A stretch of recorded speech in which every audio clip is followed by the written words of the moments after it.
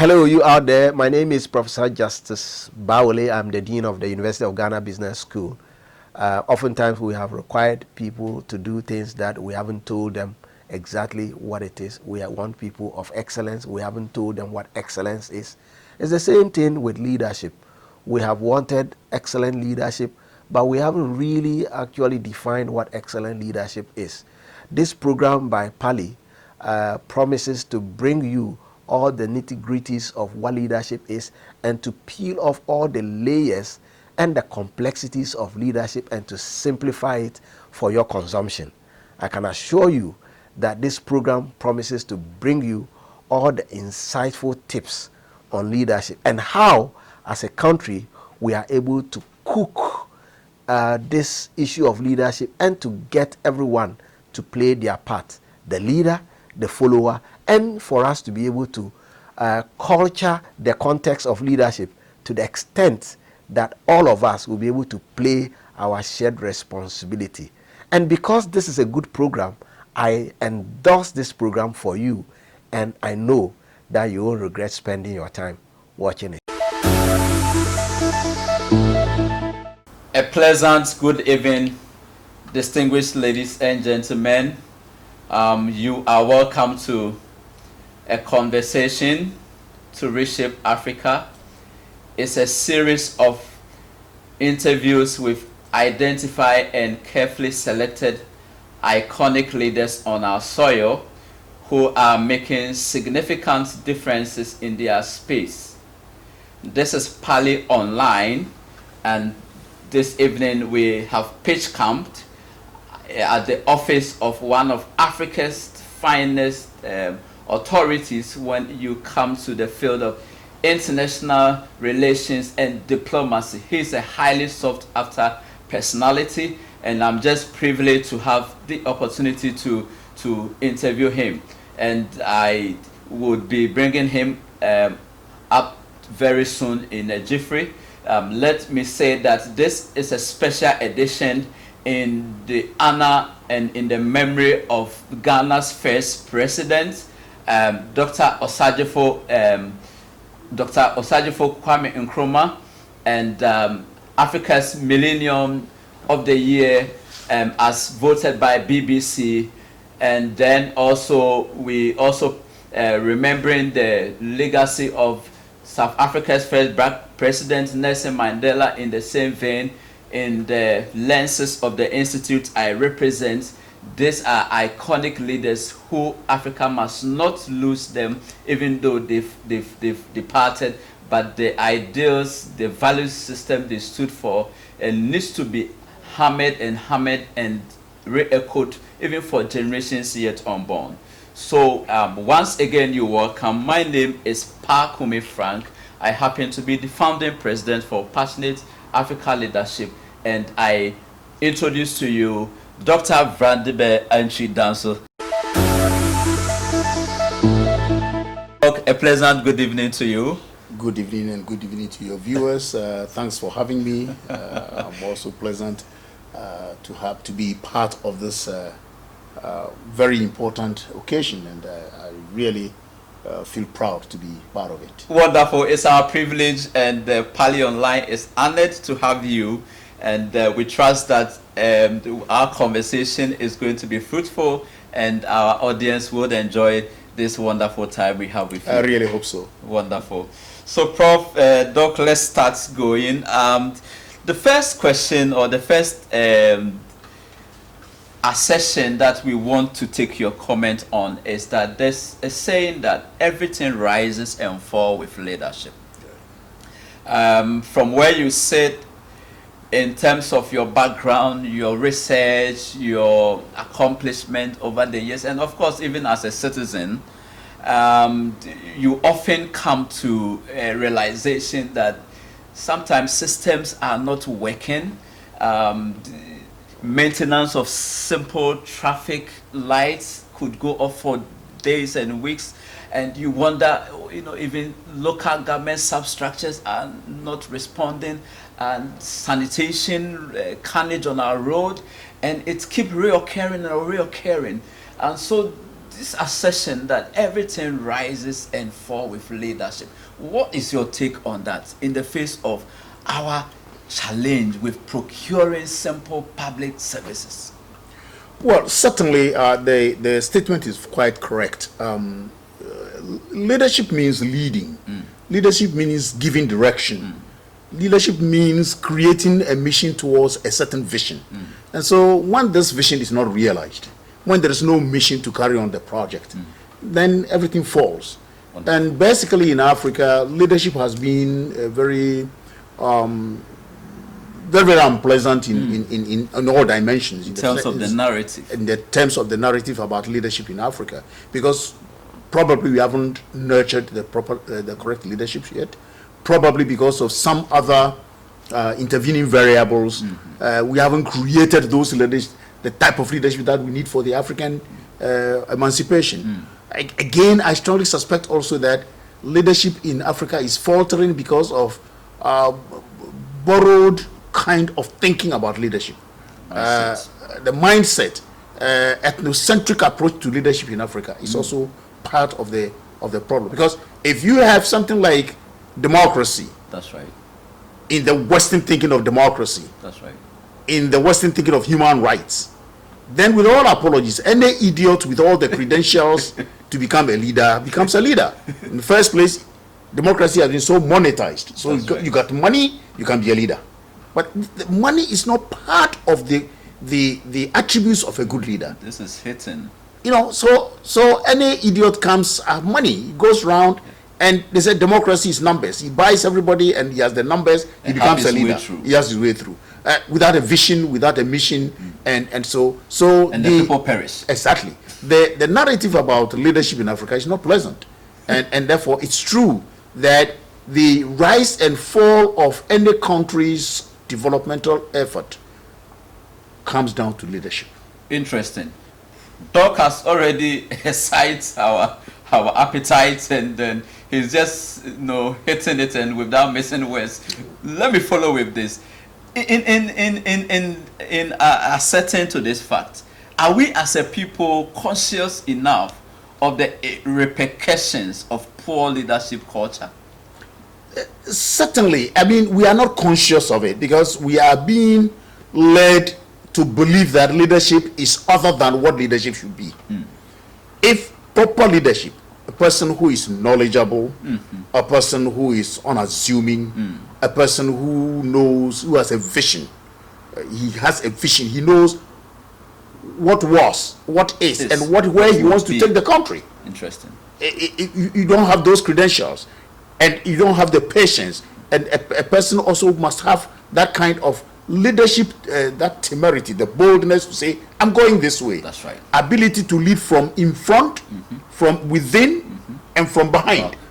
That's good leadership. A leader leads from in front when he makes the people believe in him and that they are going to a certain, there is a tunnel and they are going through a tunnel, difficulties to come, but the promise that there is light after the tunnel, that's followership. Yeah. So in the first place, a leader creates the followership. Okay. That's when he leads from in front.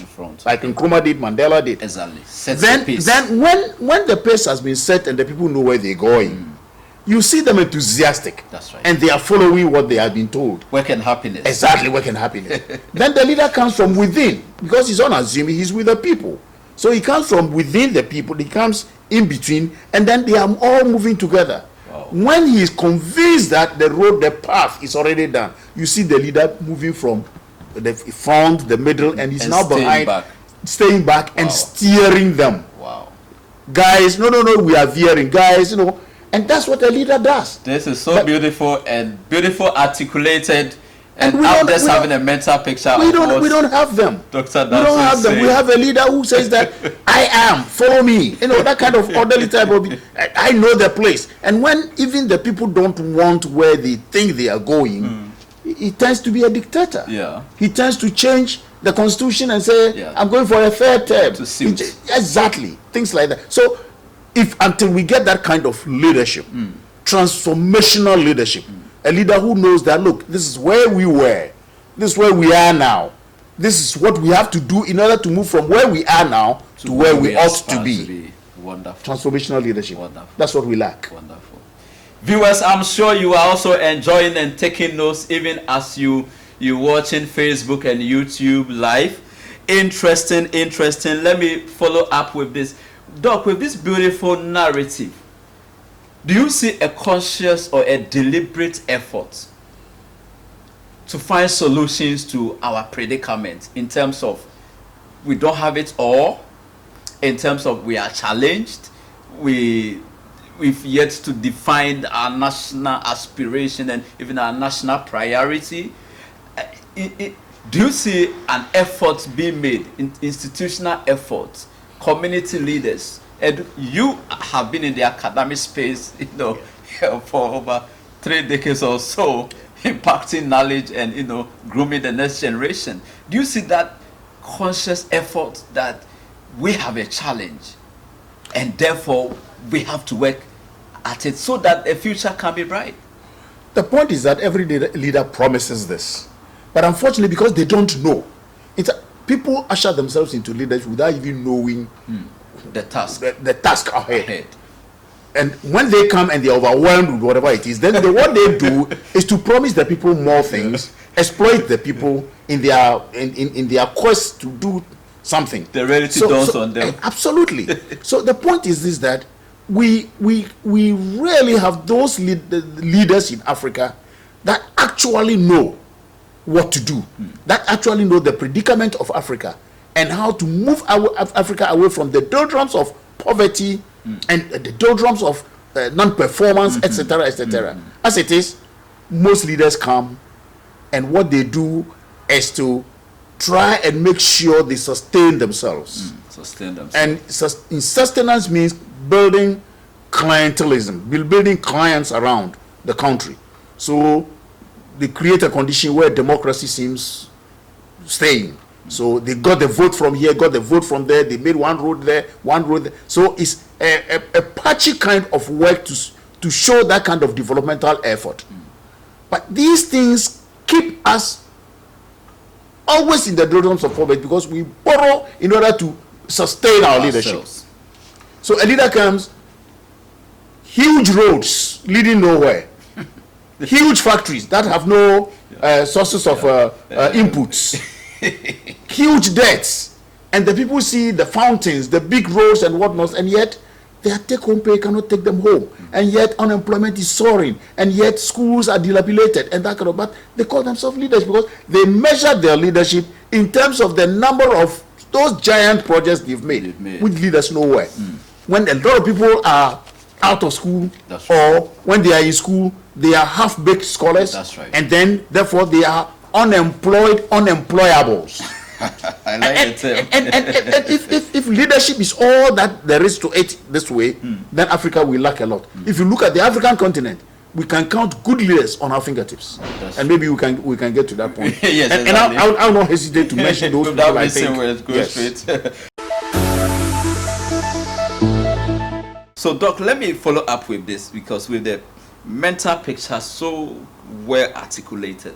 I did not have the benefit of seeing post-independence in a way, but for the benefits of hindsight and reading history and being told, I could observe or have read that post-independence, the zeal, the enthusiasm, the nationalistic dimension of the Ghanaian, the work and happiness syndrome, the state farms, the aspiration of the Ghanaian. And if you compare and contrast post-independent leaders that emerge in the public office space or public office holders, the love for country, selflessness, if you compare and contrast the 21st century Fourth Republic leadership that has, what seems to be the missing link? Because let me give this classical example. The average worker of Ghana used to enjoy what they call end of service benefits.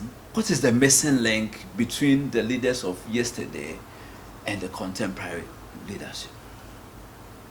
There are a number of missing links. The first one being the dedication to duty. Initial leaders were extremely selfless. That's right. Extremely selfless. I dare anybody who keeps on insulting Nkrumah and that kind of thing to show me where Nkrumah's one house is in Ghana. One, just one. It's interesting. Or his car or cars. Or any mansions of his brothers and sisters and or relatives. Even so many years after leaving office. Exactly. I mean, Nkrumah's overthrow was smeared with a whole lot of allegations against him. But if you take that same measurement and measure any of the people that came after him, what would you see? So that selflessness is gone. Number two, the visionary leadership that we had among our leaders in the past, even the people around Nkrumah and others in other African countries, the vision that they had for Ghana, like Nkrumah talking about far across the parapet, seeing the mother of African unity, her body smeared in the blood of her toil against colonialism. And he was also seeing in Africa cities strewn with research in agriculture and philosophy. Hub for exactly. Science and technology. It's a vision, science and technology. Even at that time. Even at that time. This is it. It's amazing. Which means that he now has to see what we have in order to reach there.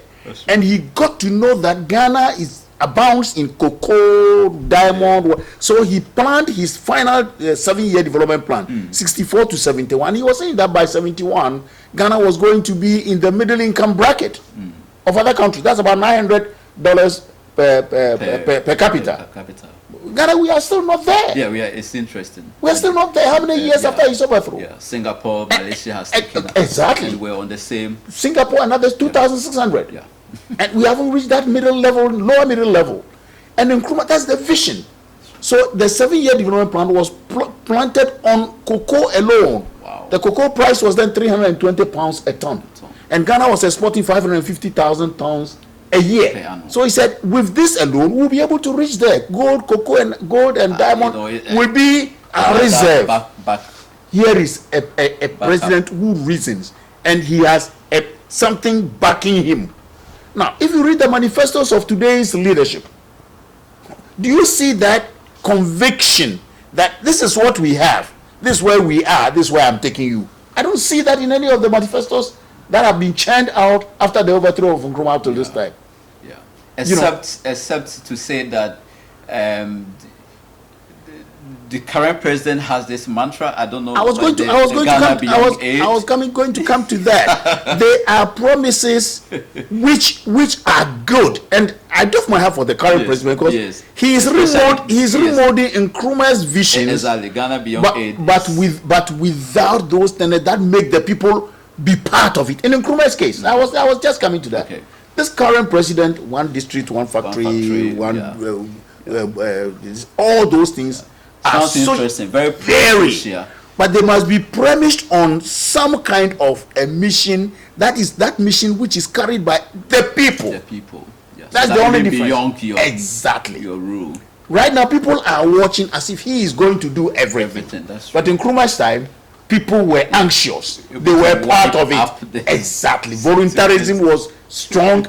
Discipline was strong. You see the indiscipline that this current president is suffering. The indiscipline of the people against the president is enormous.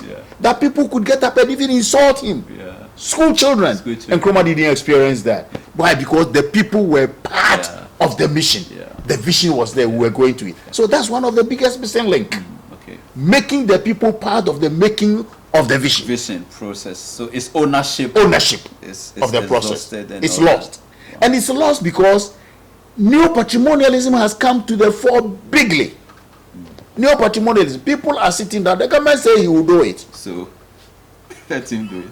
And the government is interested in giving the people what they think they want so that they vote for them again the next time. In Nkrumah's time, we were not thinking about voting for whom. We were thinking about doing what for Ghana. I think we missed a Kairos moment. Exactly. So this is the biggest missing link. The third missing link is that governance has become too monetized. Too monetized. You spill the money out and you got to get it back. Yes. And we're talking about as gracias, whatnot. Yeah. This is the case. So it's a reward system. It's a reward system. And when you have leadership swimming in monetized kind of an economy, it becomes difficult to see who a good leader is. Very detrimental. Very detrimental to the future of absolutely. the yet unborn. So this is the biggest missing link. Wow. The third point is also that if in the early post-independent leadership we had genuine leaders and genuine people wanting to help, today leadership is pleasing two groups of people. One, the external. Okay. If it's a French-speaking country, they want to please France. If it's an English-speaking country, we are trying to please the Americans and the so-called, because we are afraid of what they would do if we don't kowtow to their whims. Wow. And so that is it. You see us here always kowtowing to the Western kind of imperialist ideas. So this then bring me, had wanted to ask, but what's your take on the new scramble for Africa? It is. That is the thing. That's the thing. So we are afraid. It's the Dr. Sajifo, who I would just want to say, Prophet of Sajifo, predicted. He predicted the new colonialism. Neo-colonial, and it is Is coming. it here? It is here. It is gone beyond, because there is a land grab. There is everything. They are taking our mines and paying us peanuts. They are giving us a type of governance system that will not make us owners of our own destiny. And that was what Nkrumah stood against. That's true. So there is a new recolonization, which Nkrumah predicted in his book, Neo-Colonialism. Yeah. It's there. And then in Africa Must Unite, he insisted that if we don't unite today, this is what will happen. This will happen to us. Yeah. Wow. So the political prophet, he may not have been preaching, he may not have been in the pulpit. He lived about 100 years ahead of his time. Yes. That's amazing gift Ghana ever had, and today happens to be his Memorial Day, Monday, September 21st. We honor your legacy, Dr. Osajifo Nkrumah. Wonderful. Doc, let me take you to the dimension whereby I'm coming straight to the first president of Ghana, and then of course we are pitching with his brother Mandela. Sure. Yes. Sure. Because our first president was actually, he created the atmosphere and the Black Star of Africa, rekindled here and all that. So Ghana's first president, Osajifo Dr. Kwame Nkrumah, and Nelson Mandela, first Black president, are hailed as icons of civility and nobility in terms of even not only Africa but across the globe. They are highly held in high esteem. We are of conviction that their deeds and virtues have not been amplified enough. What could have accounted for this? Because if we had, for instance, a Nelson Mandela who says that after 27 years of solitary confinement, I come back and I'm not going to play the vengeance card on my opponents. If we had Mandela who says that I had the space to do 2 terms, but I will not overstay my welcome. I want to create the space for other leaders to emerge in the space. This demonstrates the untypical African leader. That's right. If you had Kwame Nkrumah, who puts the interests of the state at even the peril of his life, and meeting the colonial masters and saying it with boldness as it is, he could have been eliminated by the powers that be. Sure. Why is it that we've not sold them enough? We should have institutionalized them, their ideals. We should have been using them as case studies in our various leadership classes, at least espousing the ideals of true public service they stood for and the value. What has accounted for the low? Because right now, today is his day. 18th was that of Nelson Mandela. I did not even see the mainstream media, making some capital out of the day. I mean, What has accounted for this low key? Well, wait until you have JFK Day. Wait until you have the Queen's Day. Or any of the persons. But I doff my hat for the diaspora community. Okay. Because the 100th birthday of Nkrumah, for example, was celebrated better in London than we did in Africa. And that's Mandela also. They had a huge concert for him. Wonderful. In London. Wonderful. So the you go out there, yes. You go out there, and then the diaspora whipping up the enthusiasm. Wow. Force those governments. Wow. To have streets named after Nkrumah. Nkrumah and Mandela. Wow. And things like that. Diaspora community, we say cheers from Pali Online. But to come directly to your question, you know, the type of line Nkrumah wanted to toe and Mandela, and that's it. Well, South Africa does well. You go to South Africa, you have a lot of Mandela's books. Really? Everywhere. You pass anywhere in Joburg, at the airport, right from the airport, the books are just there. Wow. Cheap. Wow. And accessible. Accessible. We don't have that much in Africa. In Accra or in Ghana, people are more want to watch Kumkum Bajia, an Indian film, with no contextualized to watching something on Nkrumah. Now, producers themselves, filmmakers, what are they making? For you, who are making the mimics and the whatnots to show what Nkrumah stood for. But wait a minute, these two persons you have mentioned were real African icons. They saw what was, where their countries were, and where they wanted to take the country. I remember Mandela saying, I bear no vengeance. That's because he saw at that point, in 1994, he was looking at the situation where if he hadn't done that, there would have been black on white vengeance, reverse vengeance. To replicate it. What do we get from there? And even, Doc, let me just not to interject, but to say that even in Ghana here, it's happening right in our political space. I was coming to that. And he saw that, so the 1996 Constitution is the Constitution. I reviewed this Constitution, I remember some time back, and published it. Okay. The Constitution was a look at the past, an analysis of the present, and a lens towards the future. That's my conclusion about the 1996 South African Constitution. Wow. It created a certain platform for a revitalization of South Africa towards something else. Apartheid. Harmony now. Exactly. Irrespective of those breaches that we see. Little. In Ghana, Nkrumah saw the poverty, the decadence, the non-development of our industries and whatnot by the white man, by the British, and their concentration on white-collar jobs, and their concentration on infrastructure only towards the areas where they could have extractive industries. Look at our railway system.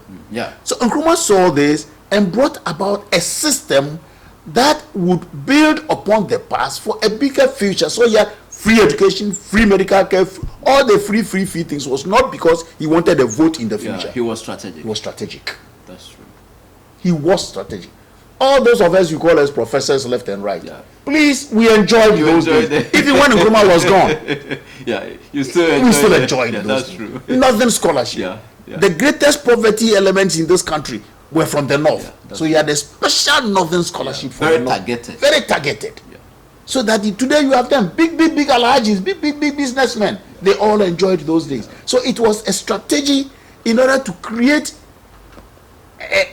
a Ghana of tomorrow. And then he just didn't make those things. When he was making free education, enrollment in our schools quintupled. That is, when you say quintuple, it means we had enrollment 5 times. Are you going to create a bottleneck? No, he didn't want that bottleneck. So he created factories. Wow. I think by the time of it, we had not less than 68 of them throughout the country. Wow. Created the workers' brigade, so that commercial farms, factory hands. Exactly. You go from school, there must be work, and that's how you label it: work and happiness. Wow. So there is a plan for Ghana, and all encapsulated in a proper, well-stated vision, the 7-year development plan. Wonderful. I even So this Mhm. touch and go kind of manifestos, approach.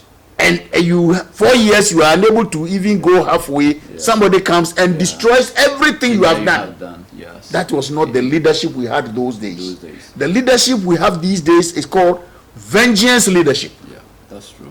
Vengeance in the sense that Mr. A will be ruling today. He starts some projects. They are all abandoned when Mr. B comes.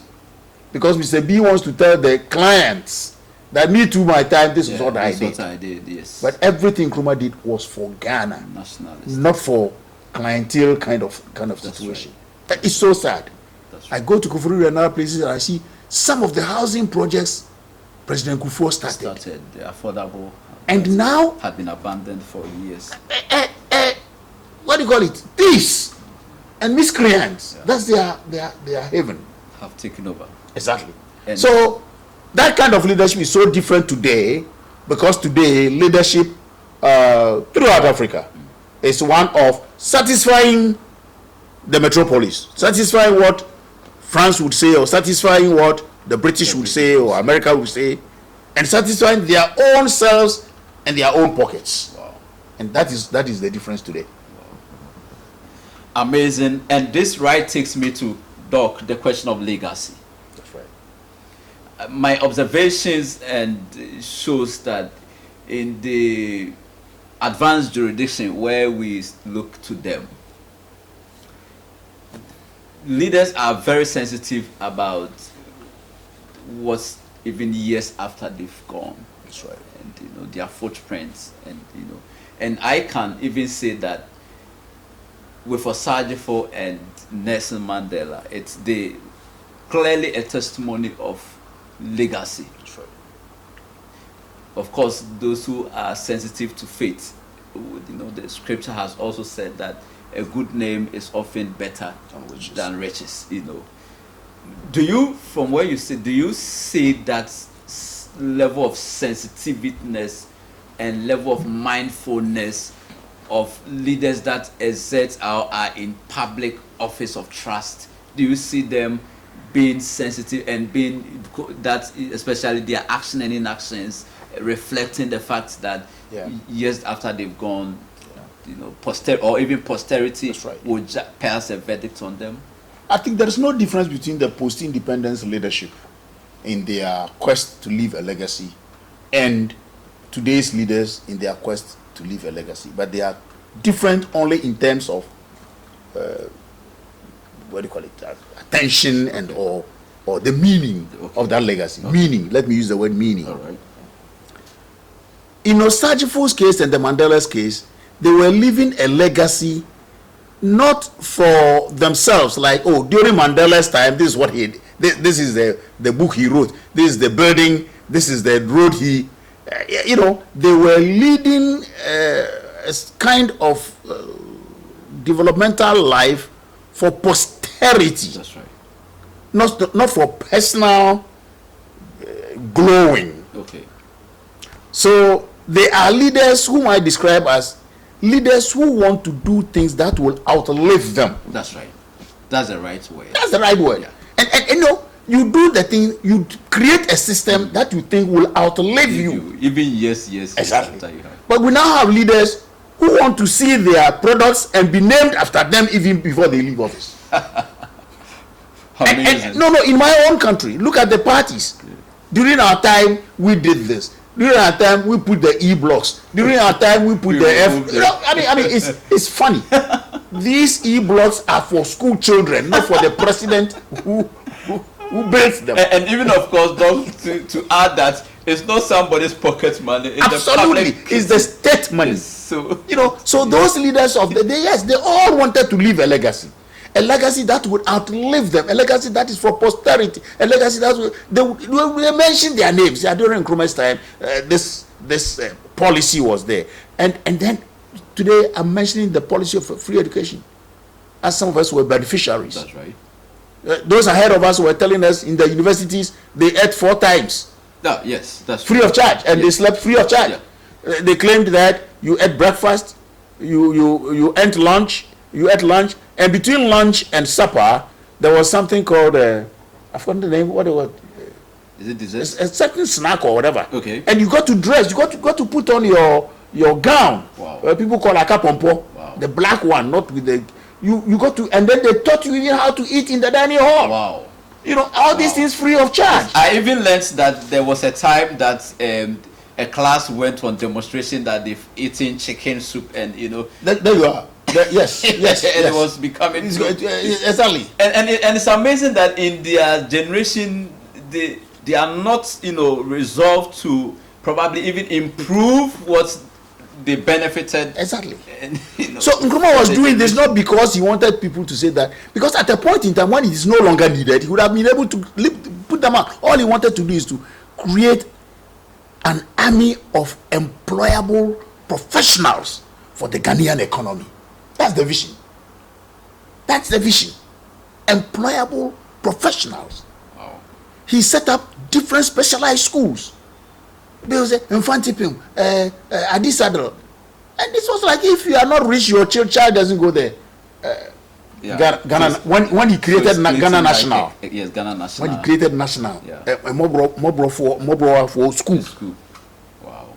Check the products of Ghana National. One of my colleagues whom I knew very well was working with the NASA, North American wow. Space. Yes, Wow. a Ghanaian from Ghana National. Incredible. Yes, he died actually Oh. out of some accident. Perfect. Yes, from Ghana National. And there are incidentally a lot of the big names in American science come from Ghana National, who are Ghanaians. Whoa. Yes. This is revealing. This is very revealing. I've never Ghana National. known this. As Nkrumah School, which he started from the scratch. You say, Oh, this is a so it shows that the poor man's child can also reach had somewhere. access. You don't need only the Infantipims and the Adisados. Yeah, the so Nkrumah was creating more Adisados, more Infantipims, more Achimotas, Yeah, even in villages. multiplying it. And that is a legacy not for people to say, oh, Kwame Nkrumah, but people to say Ghana. Ghana. Today, We can be proud and say today we are proud. Oh, Ghana, Dubai. No, that's not the legacy we have to leave.